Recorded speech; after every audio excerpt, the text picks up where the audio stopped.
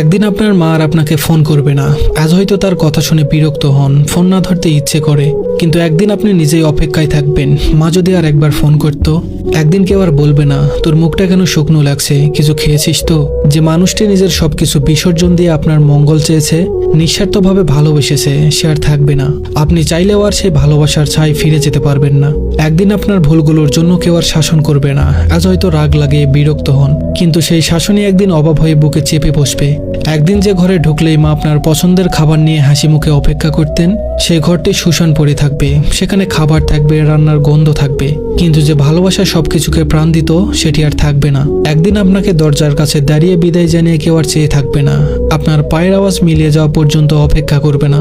একদিন তার কণ্ঠস্বর চিরতরে থেমে যাবে।